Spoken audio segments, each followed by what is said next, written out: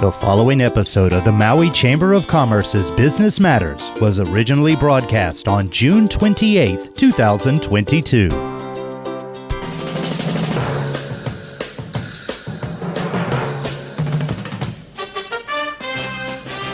Aloha and welcome to the Maui Chamber of Commerce's Business Matters radio show, sponsored by Mokulele Airlines. I'm your host, Pamela Timpop, president of the Maui Chamber of Commerce. And it's going to be another fun day. Today, we're going to start off speaking with the president of the Molokai Chamber of Commerce and discuss Molokai's economic recovery, critical issues, and updates on any new businesses or community projects. We're going to speak with the executive director of the Activities and Attractions Association of Hawaii and get a spring and summer update and hear about the road to Hana and what's happening with the Wainapa Napa registration system, along with key issues that the industry is facing. And then we're going to speak with the director of MEO's Business Development Center and hear about the new entrepreneurs and clients that are coming forward, and get an update and overview of their Core 4 program and their micro loan program. Really important to our small businesses. But first, it's my great pleasure to extend a warm welcome to a dear friend, Robert Stephenson. He is a lifelong entrepreneur, small business owner, and is currently and still the president and CEO of the Molokai Chamber of Commerce. In 2009, he was appointed to that position and is an active advocate for local businesses in his community and others. He has become a well-respected leader in the community and has previously served on the Molokai Community Federal Credit Union Board, Destination Molokai Visitors Bureau, the Molokai Community Plan Advisory Committee, and is the past chair of the Molokai Planning Commission. He currently serves as president of the Molokai Filipino Community Council and is a member of the Hawaii Tourism Authority Molokai Destination Management Action Plan Advisory Committee. You might guess from all of this, he's a very active community participant, and he continues to play a strong and active role in the legislative process, both in Maui County and the state of Hawaii. Good morning, Rob. So great to have you on the show again. Good morning, Pam. Thank you for the opportunity to be with you today. Oh, it's our pleasure. You are such a great community convener and collaborator and partner. And we just always love getting your updates on what's happening on Molokai. Can you tell us where things are at? It's been a while since we've had you on the show and had an update on the economic recovery and what you saw this spring and what you're expecting through the summer. Well, first of all, thank you for the kind words. I appreciate it. And here on Molokai, their economic recovery this spring, it was really healthy. Great. And that was due largely to the real estate market. Mm-hmm. That is from people both off island and even on island, local families purchasing homes, condos, and vacant land. And along with that, there were many local families who took advantage of the opportunities of lower interest rates to do some home remodeling projects. Awesome. And even some new builds, which that type of activity stimulates the economy along many different sectors. Absolutely. So we had a pretty strong spring recovery. There was also a visible increase in visitors to Molokai. Lots of new faces here on the island and plenty of activity in our local restaurants and around town. And here on Molokai, we don't get as many tourists as our neighbor islands, but it's still a significant and important part of our economy. And during the summer, yes, as summer came on, we all saw what happened in the world, and with rising cost of fuel, the cost of shipping here to Molokai, the cost of airfare, inflation, and uncertainty in the market, we saw a drastic drop in economic activity here. Mm. Also, we've got interest rates are increasing, which is placing homes for local families even further out of reach. Yeah. So the interest rate increase in just a couple of percentage points really places a home that people could afford out of their reach now. So we're seeing some challenges in that area. Well, I'm glad that the local families took advantage of it, in the spring when things were really good. And of course, we were hearing it was going to rise, and then it jumped pretty significantly. I think at a certain point beyond some expectations. But, Paul Brubaker was on a few weeks back, and he talked about, and so it's glad to hear that on Molokai they were really taking advantage of it. But he was really talking about how we really, when the interest rates were so low, missed the boat with affordable housing. And what we could have built and gotten people into if we had really maximized those opportunities when the rates were so low. And of course, now we're seeing them climb. So I'm glad to hear, though, that in the spring we were able to get more local families in homes. We've said that here on Maui, but we've also seen a lot of folks from the mainland and abroad purchasing. What do you think do you have a sense of the ratio of what the real estate market looked like on Molokai and what the ratio was between local families being able to invest in property there and others coming in? I would say it's probably about 50-50. Wow, that's... And the key, it really is, because Molokai is such a unique community, yes, a unique place, that it's an intentional destination. It's not something you just happen upon. Right. And so we saw, I think, fewer people come from the outside than some of our neighbor islands. But the key to being able to take advantage of those low interest rates is being prepared. Right. And what we found is there were a lot of people who took steps to be prepared that started years ago, getting their credit file in order, making sure that they get rid of large debts, credit card debts, and things like that, saving up for down payments, and just making sure that they have their financial house in order. So when opportunities come around, you have to be prepared to take advantage of them. So the work and the preparation starts years before the opportunity presents itself. Absolutely. And thank you for sharing that with people, because we do want to keep reminding people, and savings is also so important.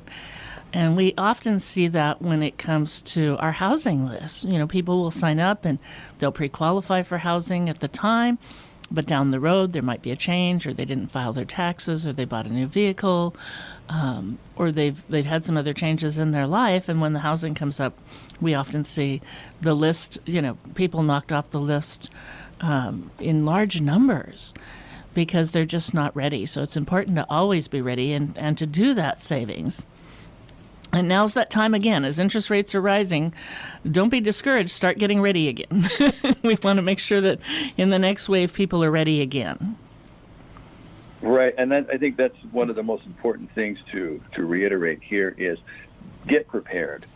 Because even if you're not going to buy a property for your family at this moment, if you prepare your financial house, get your financial house in order, you'll be prepared when the interest rates start to decrease and those opportunities become available again. Yes.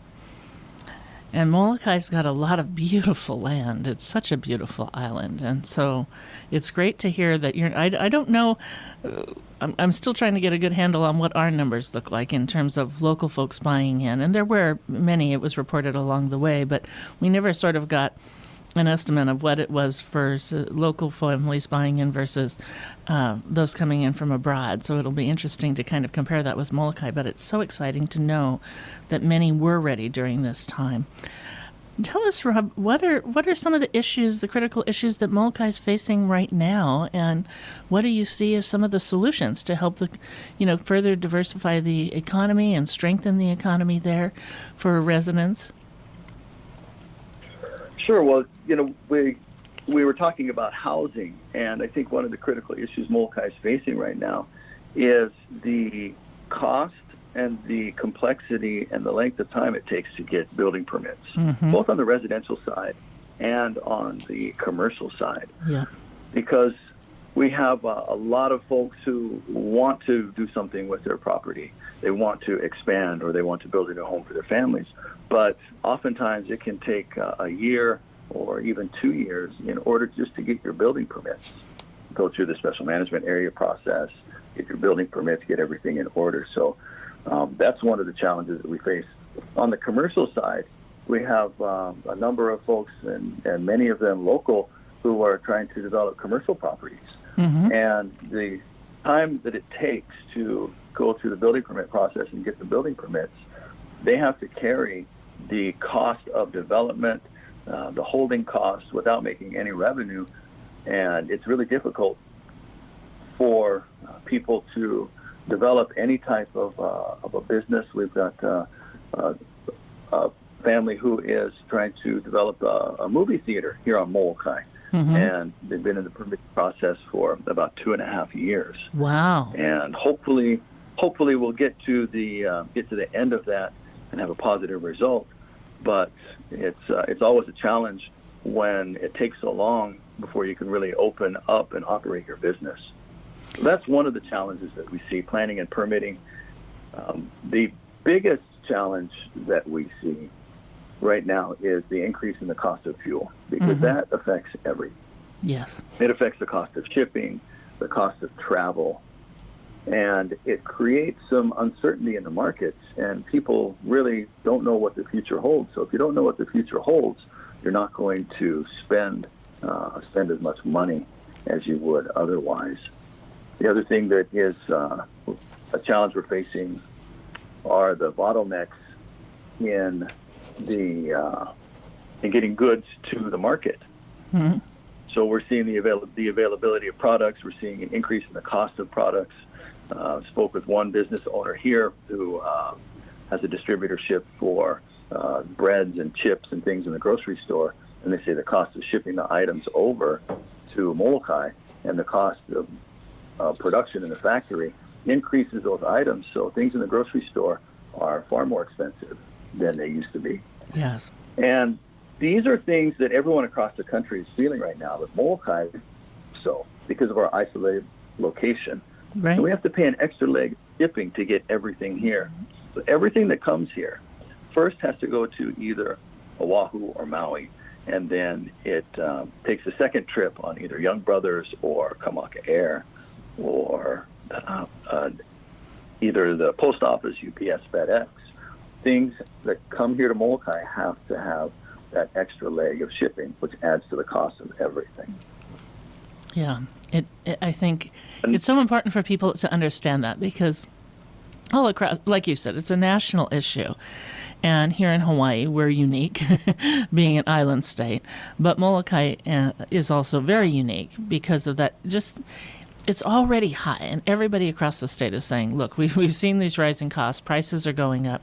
You and I know that as we've educated the legislature, every time business costs go up, whether it's minimum wage or dealing with supply chain issues or fuel and shipping and all of that, it all gets passed on to the consumers. And the consumers right now are going, whoa, this is really out of whack and really struggling.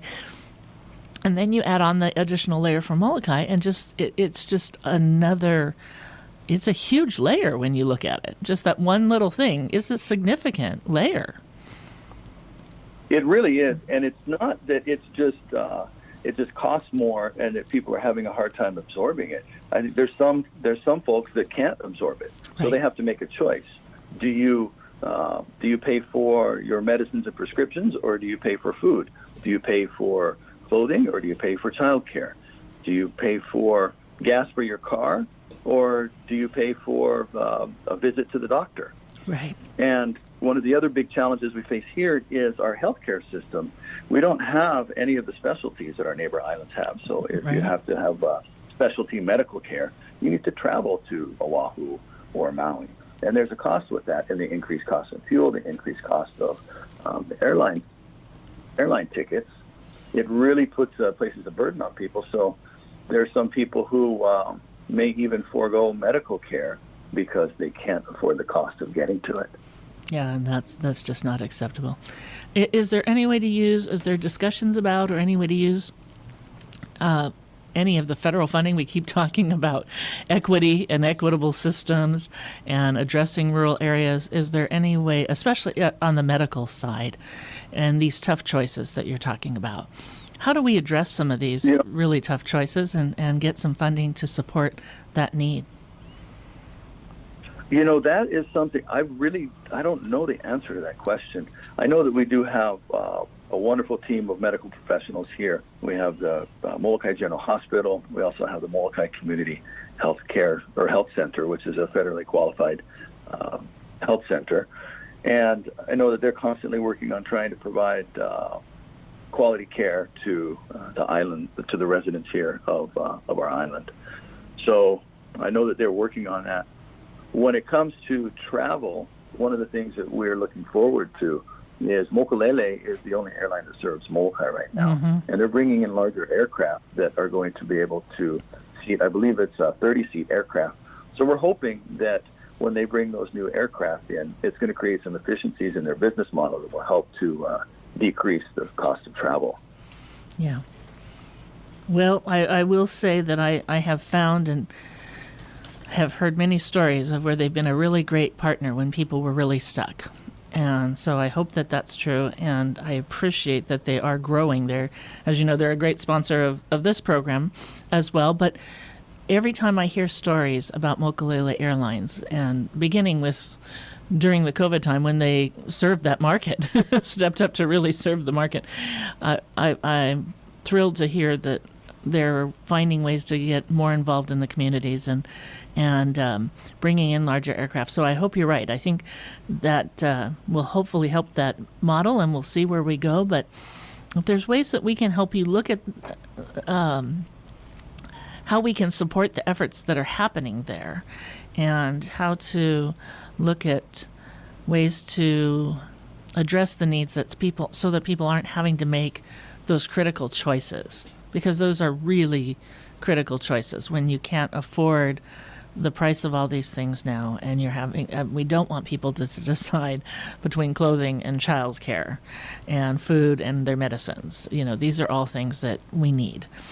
And so, anything we can do to help on solutions, please don't hesitate to reach out, and we're happy to serve. And there is still this federal funding. It seems like those are some of the critical needs that we need, as we're also talking about other things like infrastructure and broadband. But when we're talking about those things, we first have to kind of assess the priority and say, well, where does this fall in that mix? Because this is a top priority. Yeah, it sure is. Well, thank you. We appreciate that, and we'll definitely reach out to you folks on that. Anything we can do to help, because as I'm listening to this, I didn't realize it was at that level there, and we're working on some things here, and it also reminds me that I'm going to talk to some of our other community partners and see where it's time for me to check in and see where it's at here. But we need a system to address that. That's really important. Tell us a little bit. Sure. Oh, go ahead. I'm sorry.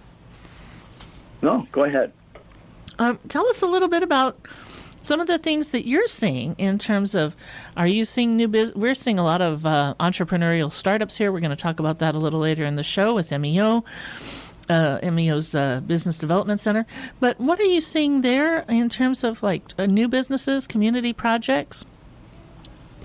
Sure. We've got, actually in town, we have a new small 6-room hotel that's coming up right in the middle of Kaunakakai town. Wow. It's a project that received its permits several years ago, but again, it just takes so long to get things done over here.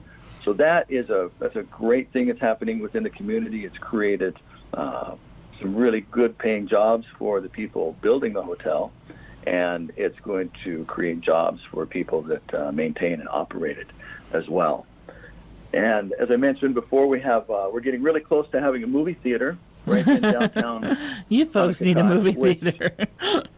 Yeah, we're really excited about that, and hoping that in this that the permitting process will speed up, and we'll get the folks to be able to get their permits to get the movie theater in operation. One of the big ones that we talked about is Mokulele. They're planning to bring in the larger aircraft. We know that with larger aircraft, the economies of scale increase, the cost of operations will hopefully decrease.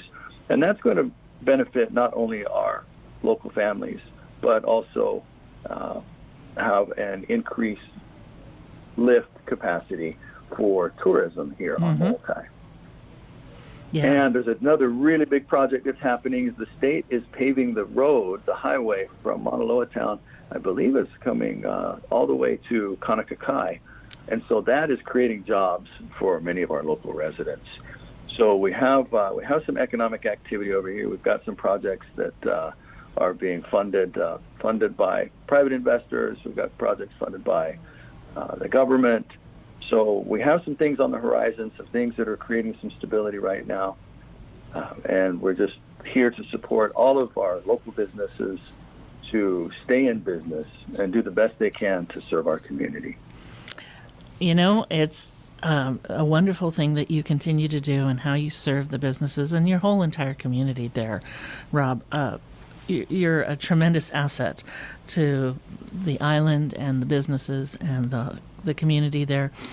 And it's been a tough haul, given all the things that we're going with and some of the things like inflation and higher prices and supply chain issues that we can't control. But where we can control things locally, like permitting for a movie theater that's been working on that for 2.5 years, how do we help solve that problem? What are some of the challenges that they're experiencing in the permitting process that are holding something like that up? I think it's just the challenges. Molokai has a lot of legacy issues from the perspective of planning and permitting, things that come up from several decades ago that need to be dealt with, because anytime you try to get a new building permit, then you have to bring an entire property into conformance. We also have some issues with parking along Kaunakakai, or along downtown Kaunakakai, the main street, Alamalama Avenue, because they have some street parking there. But anytime you change the operation of a business, you need to provide off-street parking, and many of the businesses don't have the ability to provide off-street parking. So those are some of the challenges. And then I think just some of the challenges of generally working through with the government in a permitting process. There's so many boxes that need to be checked. There's so many things that need to be taken care of that it just creates a lot of delays. Some of them are unnecessary, but some of them are important. So it's just finding a way to better work with the county to move forward through these permitting processes. Well, I think that's very well said. And for everybody listening, this is a good time for us to share those thoughts on permitting processes and some of the holdups that we're having and suggestions for how we can move forward and identifying some of these legacy things. Some of them, as Rob said, are very important and some that are challenging. It's an election year, so ask those that are running for office, ask them about the permitting process in Maui County. From the state to the county level, of course, it is a county level activity. But it's important for our legislators to know where we're getting held up, what some of the issues are, and start proposing some solutions. This is a great time to be doing that because these are important things. And the theater in Molokai is a great activity, and I'm sure something the community is very excited about. So we need to look at ways to do this. And, of course, where we often hear it is affordable housing and rentals. So that's near and dear to our hearts as well. Rob, it is, and that's one of the things that we need to. I really think that we need to talk with our government officials. We talk about the need for affordable housing. We talk about the need for supporting businesses, but the permitting process needs to mirror those needs. Yes. It has to be relatable to those needs. If we're going to talk about affordable housing and talk about supporting business, then the permitting process needs to support those rather than create challenges for them. And it's been a decades-long issue. Council after council after council has said we've seen other models, we've visited other states, we can find ways to do it to shorten the process anywhere from getting something done in a day to getting something done in 3 months. And we were saying, heck, if it was 6 months, we'd be thrilled. But the challenge is we just haven't gotten to some of these big shifts. So it's time. It's time that this is a new time. We've come out of COVID, which exacerbated some of the issues that were known. So now is a really critical time to make those moves. So talk to your elected officials about it and tell them what your priorities are and share that with them. Rob, thank you so much for being on the show. Let's do it again soon. You're always a treasure to have on, and I deeply appreciate all the work that you're doing, not only on the island of Molokai, but in Maui County and throughout our state. Thank you, Pam. It's my pleasure. And thanks for the opportunity and for all the work that you and the team at the Maui Chamber are doing. We always appreciate your support. It's our great pleasure. So good to have you on the show, and I hope you have a wonderful rest of your week. I wish the same to you, my friend. Thank you so much, Rob. We'll talk again soon. As we say aloha to Rob, it's time to thank Mokulele Airlines. Mokulele Airlines operates the largest commuter airline hub in the country, right here in Kahului. Fly Mokulele from Kahului to Molokai, Lanai, Hana, Waimea, Kona, and now Hilo. Mokulele also operates the only flights between Kapalua and Honolulu. There is never a middle seat on Mokulele, and every seat has a window and aisle. Visit mokuleleairlines.com and take your next flight from the newly renovated Mokulele Terminal. If you're just tuning in, this is the Maui Chamber of Commerce's Business Matters radio show. And it's now my great pleasure to welcome Toni Marie Davis, the Executive Director of the Activities and Attractions Association of Hawaii. Now, that's a lot to say, but it's really simple. It's known as A3H. Thank you, Toni, for joining us today. Very well done, Pam. Thank you. I always say that when I say our name, the whole name. It's like, it's such a mouthful. Take a deep breath, yeah. Take a deep breath and go. Yes, exactly. But you folks have a great website. Everybody can find you and learn more about the great work that you're doing. But I'd love to have an update on how the companies did this spring and what summer looks like as we're seeing a rebound again. Yes. Oh, Maui is sold out. No doubt. Maui is sold out. You know, I think the cornerstones that I always look at are Old Lahaina Luau and Mama's Fish House. Yep. You look at what their availability is, and, you know, they're outside of summer right now. Summer's Yes. booked. They're full. And, you know, the spring was similar. The thing that's a little different with the summer is groups are coming back. And groups are always so healthy for our industry because they push the FIT business off to others and fill up. Well, wait, now take a moment. Tell people who might not be familiar with what FIT means. Tell them about that. FIT is a free independent traveler. So, you know, most activities, since I mentioned Old Lahaina Luau, right, they're the day of the luau, the night of the luau is open to people to book individually, 2s and 3s and 4s and 5s, but they will get a phone call from a corporate incentive group that says, hey, we want to buy it out for that night. Yes. So it's sold out. So it pushes then the FIT to the other days surrounding that, so things fill up much, much quicker. And it's wonderful. You know, they are really rebounding from the hardships of COVID, which was so hard on the activities and attraction industry. And we heard a lot about restaurants. I don't think it was as hard on them as it was on restaurants, but those businesses that are activities that, you know, are run kind of like restaurants, like Warren and Annabelle's, for example. Yes. They're one of the last things to open on Maui because of the tight quarters. Fabulous show, and yeah, it's nice to know that they are now open, and we're getting kind of back to normal. It's so wonderful.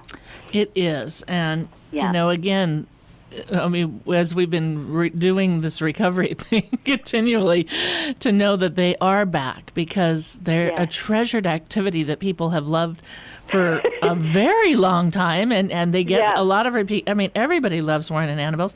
But again, you bring up the point of the activity business is very diverse, from outdoor activities to indoor activities, and everybody is still, as we've been going through this, and even as we were getting to points where things were, you know, fully reopened, but people are still looking at their spacing and still considering safety, and because the numbers are still there. The you know, exclusive buyout is available more so in the smaller activities as well. A helicopter, for example, buying out all 6 seats, and it's a family of 3, but they buy out all 6 seats because there is this consumer demand, and you know, we're getting a really, at least my take in talking with the activities and attractions, the consumer or the visitor that's coming here is shifting a little. There's a real big dichotomy between the people that are coming. You have, you know, Wailea with average room rates over $1,000, right? You're getting very wealthy families coming with lots of dispensable income to spend. But they don't seem to be spending as much. They're not renting cars as much. I think the hotels, they used to call it, I think, a bubble visitor, where they keep the visitor inside the hotel and provide everything for them. I think there's a little bit more of that going on than it used to. But the other side of it is this camping group. Yes. This Jeep and camping group, they spend no money. Right. They really don't. They're not contributing in the same way that we've had in the past. No, the economic impact of them is very, very little, but yet the social and community impact of them is high. Yes. Higher than those staying at a hotel. Yes. So it is something that I really hope our county council addresses. I've brought it up several times with them. And we testified at the state level on that as well. I mean, there were bills to look at this, and I appreciate. Yes, I did as well. Yes, I know. I got HTA to follow that. I wrote a letter as soon as I saw that they were going to recognize camping as an accommodation. I went, no, we can't validate this in any way. We need to make this illegal. I mean, the other part of it, which is really just icky, is we have no facilities for RVs or anything. I mean, it's just, we are not set up for that. We shouldn't get set up for that. It is not, it's not in our best interest. No, and people are frustrated because locals are frustrated when they're trying to go to the beach and to go to those recreational areas that they maybe don't have as much access to because they're working during the work week. So when they're trying to get there on the weekends and they see all this activity and they don't have the same experience. And again, we don't have the restroom facilities for all of this, the shower facilities, the trash. And they're competing for, if they're looking at permitting, like if they're planning their trip way ahead with this camping mode, they're competing with the permits with local people who love to camp. We love to camp. I know. Right? Yeah. So it's just not a good idea. It's just not a good idea. Yeah. No, I wholeheartedly agree. And you're seeing more of these websites pop up promoting this. It's very prolific right now, and so without any regulation to help monitor this, it's growing. So it's time that we really get people to look at this issue when we hear so much about other elements of the accommodations industry that are nothing like this and hear so many widespread complaints. Yeah, it's surprising. Like I said, it's a dichotomy between visitors. I mean, you've got people way on this end and people way on this end. Yeah, it's very different. I'm so glad you brought that up. Well, let's talk a little bit about Hana and what's going on now with some of the changes they're trying to make with reservation systems and updates. The road to Hana has been one of those critical points. It's been a hot spot. Yeah. Since before COVID, I was on the mayor's advisory group for over tourism, and we were talking about different ideas for Hana. And one of the things was to have everybody looks at Kauai and the end of the road there when they started at Hyanna State Park and they did the parking permitting and capped it. What a great resolution that was for that area because it was getting inundated. So other state parks have been copying that, and Wainapa, I think, started in March of last year doing their charges, and they do $10 for visitors, and then they charge the commercial operators, which are part of our organization, right? And it's our members. Sorry, my dog. That's okay. Our members are happy to participate and pay the extra, and are hopeful that means facilities are improved and things are better. One of the things that has happened as a result of it, and it's not Republic parking anymore; it's Reef parking. But they, when people show up there that are in a vehicle, and it's pretty obvious they're running a tour, but they're not PUC licensed, and they come back again and again. The people at the gate have been wonderful about taking down their license plates and recording them and reporting them to the PUC. And then the PUC, after repeated offenders, they will write them a letter and tell them to cease and desist, that it's been pretty obvious that they're running an illegal operation.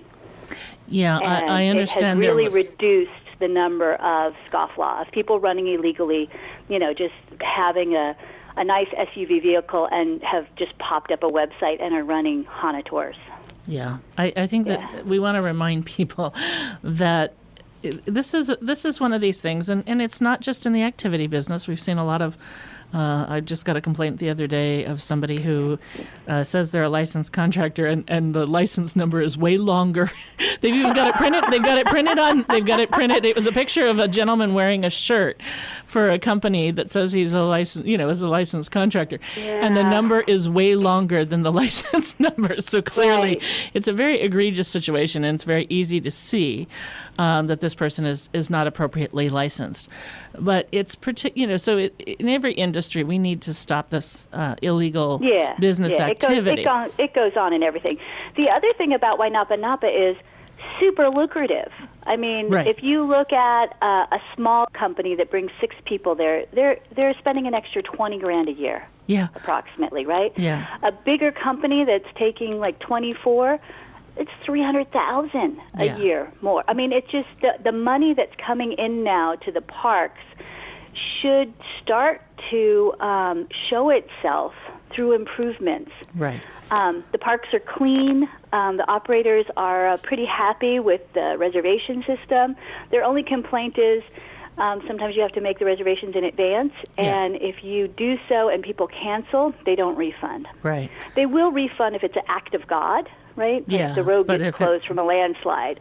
But other than that, it's a one-way street with the money, which is kind of common with our state with taxes or anything, right? That's true. But they're looking at doing a similar thing at EAO. I mean, they have parking there right now, but doing a similar thing with visitors. EAO is going to close in August for approximately 6 months, depending how long it takes, right? Because of the flood we had a long time ago, right, wiped out a lot of the parking infrastructure, so they're going to rebuild all of that. So. Yeah. And they're hoping to do a similar thing there with the reef parking. So. Yeah, it's interesting. But I'm glad to hear that the money is getting to what everybody wanted the money to get to, which is improved facilities.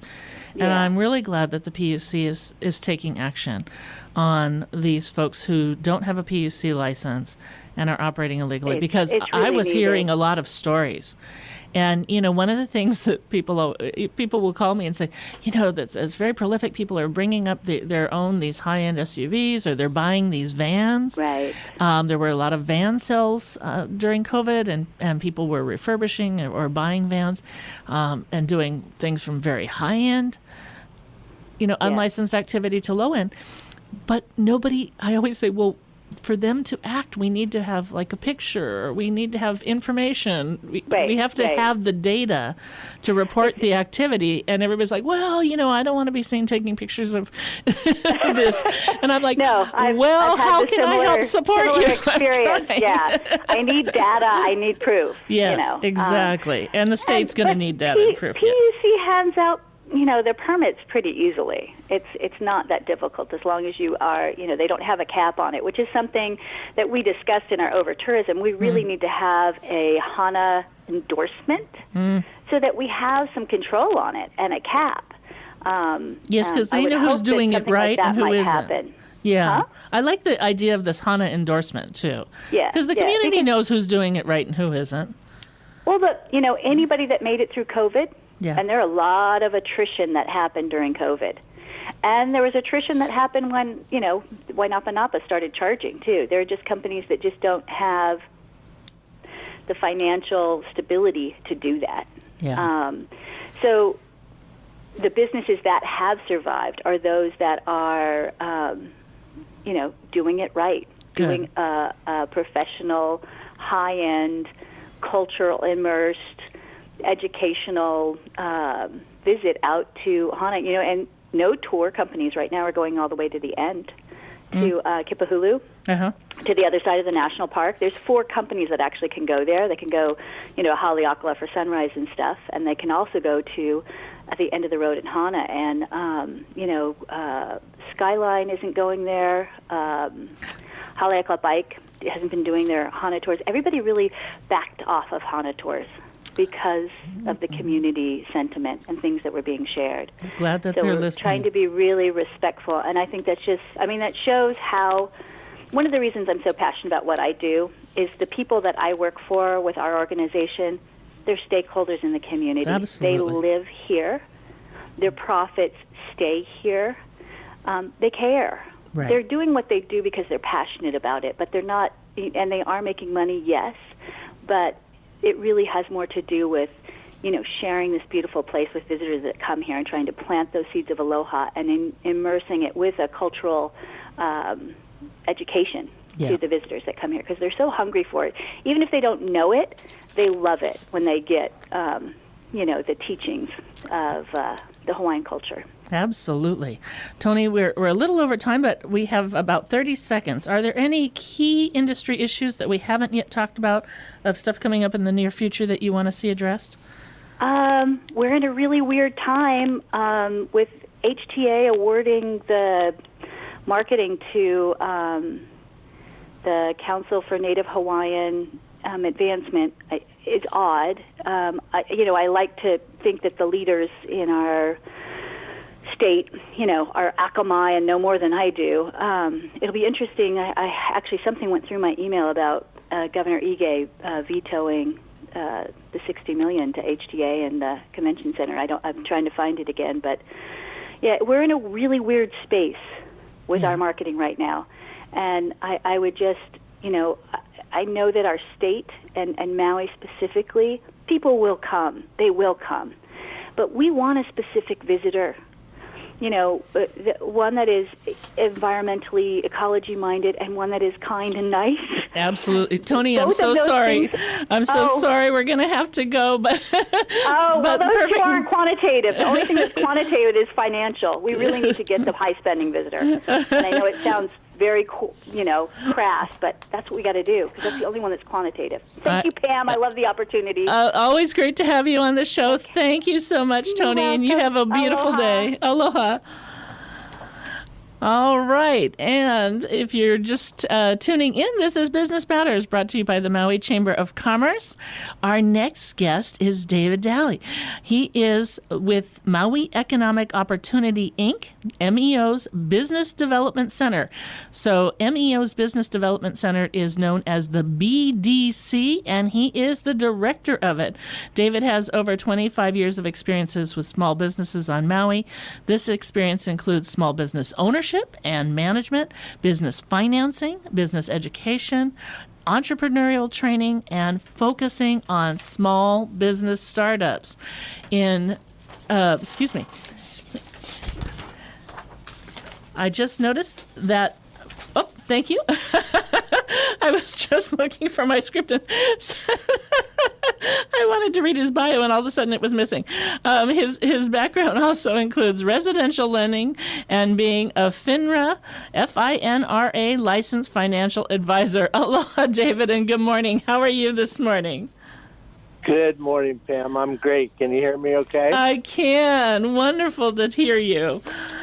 So you folks are really, I'm sure, dealing with a growing number of entrepreneurs. We keep hearing about all this new group of entrepreneurs who are looking at changing careers due to COVID or for other reasons. Tell me about what your MEO Business Development Center is seeing in terms of clients and changes in the landscape of business.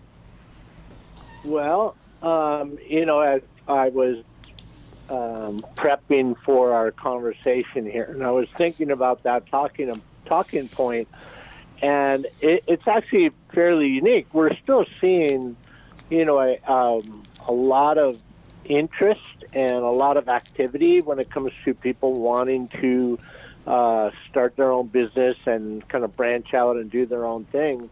But if we went back a year, it's dynamically different. Uh-huh.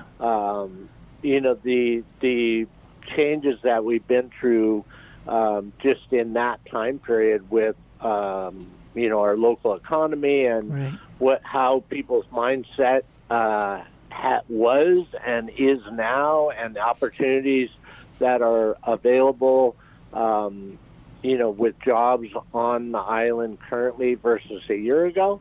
Right. So overall we're seeing a lot of interest, but people are getting kind of a little bit more particular. They're having to do a little bit more groundwork on their concept and idea, and but there's still a great amount of interest, and the upcoming Core 4 class that we'll talk about, has quite a few applicants or enrollees in it currently. That's awesome. Well, I think, first of all, it's always a good idea to spend a little more time on the groundwork in your concept and idea and really make sure you have a market and really understand the business plan and have a market for what you're trying to do. But also with rising interest rates and looking at funding for businesses, this is a good time to spend a little more time on the focus, especially for those making some big moves and maybe leaving a career. Tell us, which takes us right to your amazing Core 4 program to get them to that solid state with a business plan. Tell us a little bit first about, before we talk about the enrollment, let's talk a little bit about what the Core 4 program is and how it's really helping new entrepreneurs, as well as existing entrepreneurs. Yeah, so it's Core 4 is a business planning course that has been available, and MEO has been teaching that particular 6-week program for about 24 years. Yeah. And we call it an entrepreneurial program because it really gets people in the mindset, and it also gives them, really, it lays out the plate of what they need to be focused on when they're entering a business. And even, we usually have a good percentage of students who go through who are currently in business and have been in business for quite some time, but they never wrote a plan. They never had a plan. They just jumped in. So, the course really teaches fundamental structure to what you want to think about and how you're going to set the business up, from the name to the location to who's involved to how are you going to market it and why you're going to market it that way, and who your target customer is. And it really, what it does is it sets people up for success, because then they're really the student is really the driving force, meaning they're creating this. So no one's writing this plan for them. They're learning what they need, what information to put in the plan to let them do what their concept or their vision, what their idea was. So it's really it's a fun program to be a part of, and I've been blessed to be able to be part of it and teaching it for the last 12 years throughout Maui County. So we've produced a lot of interesting businesses. You do, and it is really a great program, and participants particularly love it. And I love that you say, the students are the drivers. Years ago, I used to help people do business plans, and the first thing they'd say is, can you write it for me? And I always say, yes, I could, but that wouldn't be helpful. I'll coach you through it, because you need to know what's in the plan, and you will need to execute this. And in 2008 at the Chamber, when we went through the Great Recession, we kept surveying our members. And at that time, I remember finding, these are Chamber of Commerce members, 20% didn't have a business plan, which was very concerning to us. And of the others, we kept saying, how frequently are you looking at it during this crisis? And some people were saying, well, we're still doing an annual review. The ones that were really successful were looking at it every month and adapting based on needed changes. And we're kind of at that time. A business plan is critically important. David even mentioned the marketing side of that. But I've always said, when you're looking at a business plan, first and foremost, get clear on who your market is. Even before you start going deep in the plan, you need to first know, is there a market, and the price point and the nuances of that market to help shape your plan and your ideas. But Core 4 is such a dynamic program, and David is an awesome teacher. So if you're starting a business, and that's why I added the tagline, or if you're an existing business owner or entrepreneur and you've been doing this for a while but don't have the plan, circle back. It's a 6-week course, but it will give you the foundation that you can build on and give you that great start. So let's we've got a couple minutes, but I do also want to talk about your microloan program, which is critical. But where are the registrations at with Core 4? How are they going up in next class? Next class starts a week from today, or a week from tonight, July 5th, Tuesday. We go off with a bang right after 4th of July. And this next course or class series, whatever we call it, actually has a grant award attached to it for a startup business for the best business plan. Great. So people who go through the course and they write their plan, at the end of the course, they are eligible to submit their completed business plan for competitive. We do have a panel of judges that will review the business plan and critique it, and the focus for this grant particularly was David, not only the startup, but yeah. Well, tell us how much they can win, and then we need, unless you'd like to end on this, and we can maybe talk about the microloan program later, or if you want to jump to that, we've literally got about a minute. Okay. They can first prizes up to $25,000. Wow. There'll be nine awardees. So we go all the way down to literally 9th place. Awesome. Okay, tell us about the micro business loan program. So our micro loan program is once again for startup and or existing businesses. It's really focused on people who are not able to find financing at reasonable rates out currently available. So you touched on the rising rates, and they are going up. Our rate is not affected by that because we're really focused on people David, who are unable to find. I hear you. What's the amount that they can get? They can get up to $25,000.